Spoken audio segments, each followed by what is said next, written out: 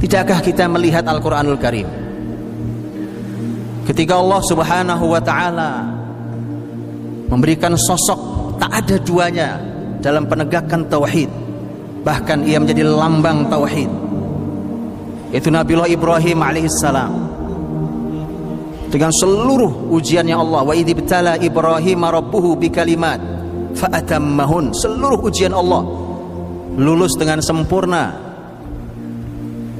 Nabiullah Ibrahim alaihissalam, saat Ibrahim menghancurkan patung-patung itu, bukankah Al-Quran yang mengungkapkan masyarakat musyrik, yaitu masyarakatnya Nabiullah Ibrahim alaihissalam itu, mereka berkata qalu sami'na fatan, mereka berkata kami mendengar ada fata, anak muda, yuqalu lahu Ibrahim, namanya Ibrahim. Ibrahim alaihissalam usianya usia fata, saat dia sudah memiliki iman yang sangat kokoh.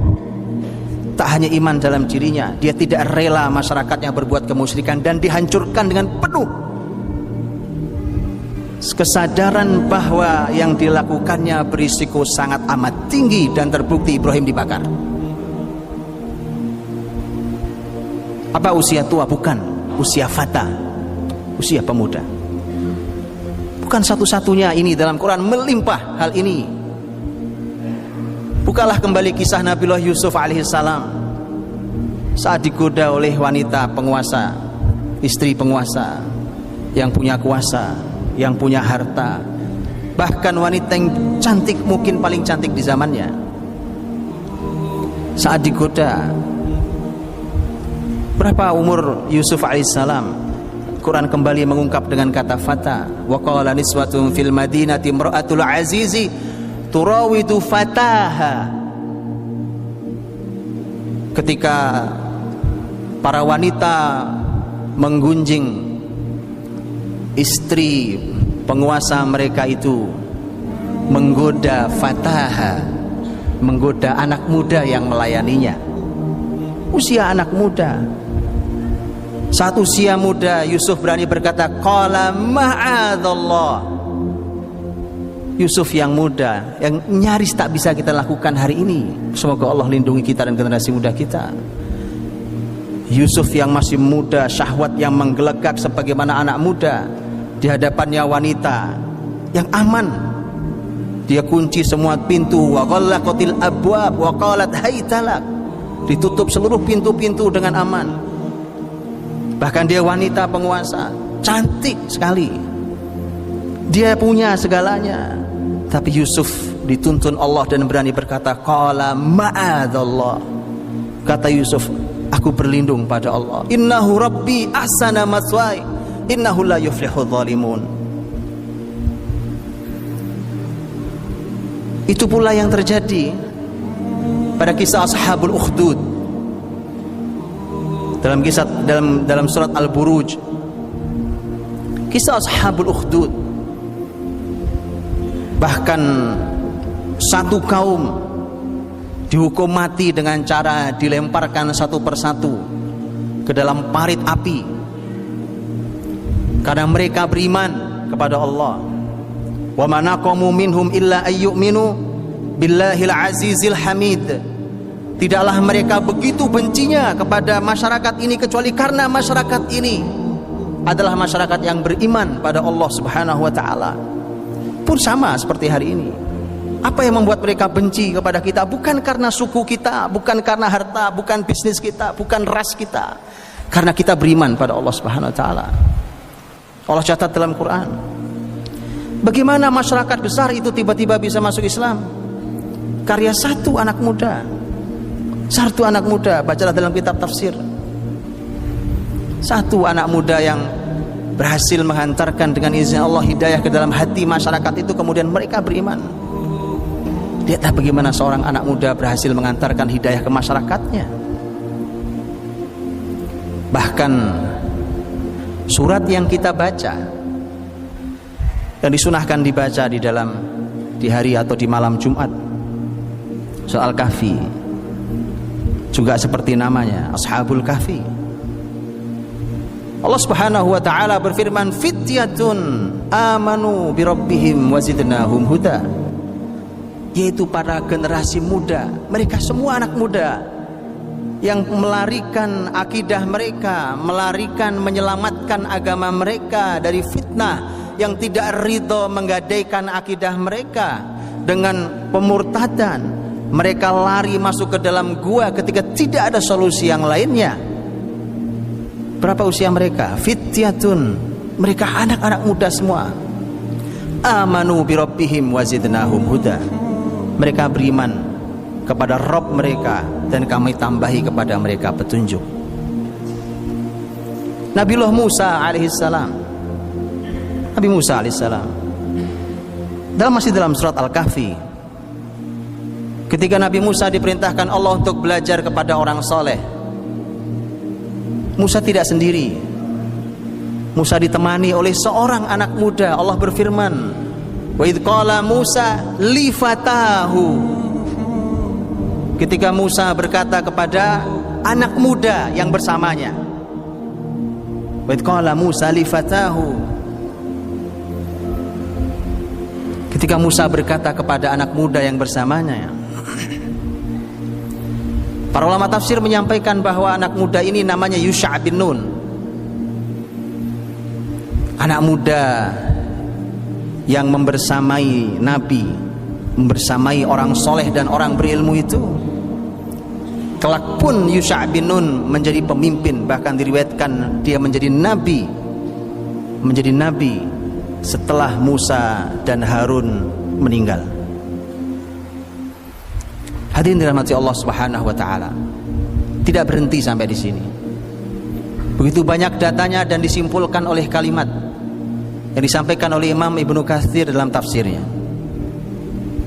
Imam Ibnu Katsir dalam tafsirnya ketika menafsirkan kata fityatun amanu bi rabbihim wazidnahum huda, beliau menyampaikan kelebihan anak-anak muda. Dan setelah itu beliau mengatakan, walihada kana aktsarul mustajibina lillahi wa li rasulihi sallallahu alaihi wasallam syababan. Karenanya, kata Imam Ibnu Katsir, karenanya yang paling banyak menyambut panggilan Allah dan Rasulnya adalah anak-anak muda. Kebanyakan anak-anak muda.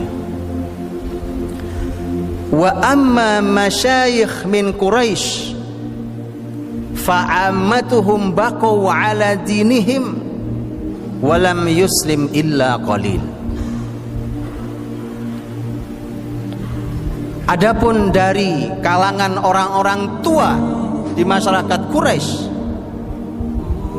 kebanyakan mereka tetap mempertahankan agama kemusyrikannya dan tidak masuk Islam kecuali hanya sedikit sekali. Imam Ibnu Katsir bukan hanya seorang ahli tafsir. Beliau ahli berbagai macam ilmu, diantaranya ahli ilmu sejarah. Karenanya kitab Al-Bidayah wan Nihayah hanyalah salah satu karya sejarah yang kita tahu luar biasa. Ketika beliau simpulkan itu, maka silahkan dibaca dalam data sejarah Nabi Muhammad SAW. Tidaklah peradaban dipikul kecuali oleh generasi muda. 10 sahabat Nabi yang dijamin masuk surga, yang merupakan orang-orang awal: Abu Bakar, Umar, Utsman, Ali, Abdurrahman, Zubair, Talha, Abu Ubaidah, Sa'id bin Mu'adz. Ketika 10 sahabat yang dijamin masuk surga ini, kita melihat data usianya sangat luar biasa dan istimewa. Berapa yang Anda bayangkan tentang usia mereka? Orang-orang awal yang ada di sekeliling Nabi dan kelak mereka semua pemimpin. Kepemimpinan hanya berputar di antara mereka. Bahkan ketika Umar meninggal, Umar menyerahkan kepemimpinan agar muslimin hanya memilih di antara mereka saja yang masih hidup.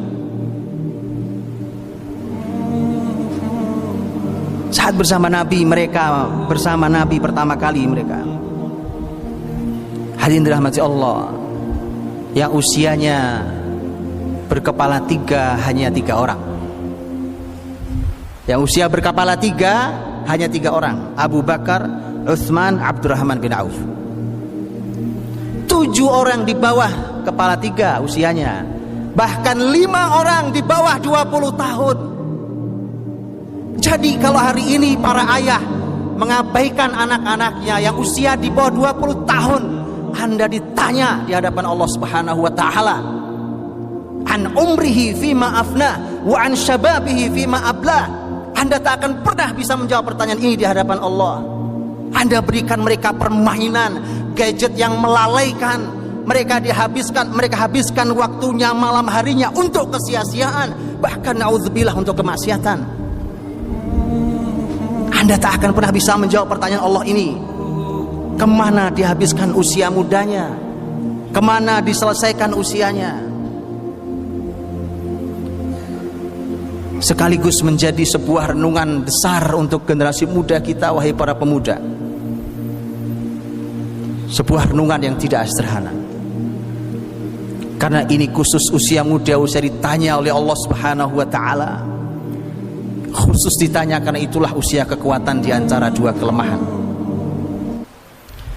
Karena hadirin dirahmati Allah, memperhatikan generasi muda, kalau kita benar perhatikan dan kita didik mereka, maka benar Anda telah memperhatikan dan mendidik sebuah kebangkitan peradaban. Karena seluruh data yang saya paparkan di atas tadi adalah merupakan sebuah data sejarah yang ternyata Allah ingin berikan sentuhan. Bahkan orang-orang besar yang diabadikan dalam kitab suci pun ternyata generasi-generasi muda. Karena kita sedang berebut dengan kebatilan. Kebatilan juga menyasar anak-anak muda. Kalau yang hak diam saja, maka anak-anak muda akan diambil oleh kebatilan. Karenanya mari kita berlelah-lelah. Karena yang batil pun siap berlelah-lelah. Karenanya mari kita keluarkan harta kita untuk mendidik mereka. Karena yang batil pun telah mengucurkan dana yang tidak kecil untuk menghancurkan generasi muda kita. Kalau lelah itu biasa, penat, perih, pedih biasa. Allah berfirman, in takunu ta'lamuna fa innahum ya'lamuna kama ta'lamuna wa tarjuna minallahi ma la yarjun. Kalau kalian sakit, penat, perih, pedih, sakit, sama. Mereka orang-orang kafir juga demikian. Bedanya kalian punya harapan di sisi Allah yang mereka tidak punya. Kita harus berani melakukan itu. Kita harus merebut generasi muda kita dari tangan orang-orang yang memperjuangkan kebatilan. Karena di hadapan kita ada kebesaran Islam, dan kebesaran itu ada di pundak para pemuda kita.